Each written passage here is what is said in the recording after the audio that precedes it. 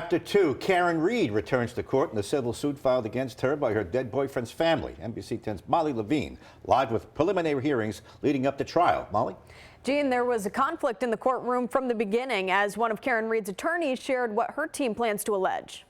A hearing in Karen Reed's civil case Monday afternoon in Plymouth Superior Court. Confusion in the courtroom kicks off the motion to dismiss 4 counts in the case. Let's hear from the plaintiffs then in terms of the response to the procedural issue that was raised in particular by Ms. Reed's counsel. Are you aware of the circumstances that they're seeking to join 10 additional defendants into this action?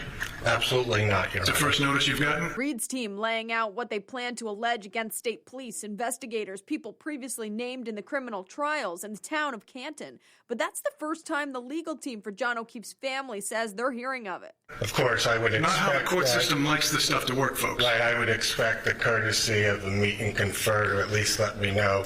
Reed's lawyers argued they were simply asking permission to make the claims officially. Reed in attendance herself, across from the family of John O'Keefe. She was acquitted of killing her Boston police officer boyfriend by backing into him in her SUV during a snowstorm in 2022. She was convicted of a lesser charge of drunken driving. Back in Plymouth for her civil case, Judge Daniel O'Shea says he will take arguments under advisement and rule at a later time. The hearing lasted only about 1 hour, and the judge encouraged parties to look at other ways to resolve the case. My experience in doing this for a very long time in different contexts is that that doesn't oftentimes bring the relief that people think it does. What I envision for the parties, unfortunately in this case, is a very long and sort of complex process. This is a civil case. It's not a criminal case. That I think that it's worthy of exploring possible resolutions on your own, because there are now 8 parties involved in this case.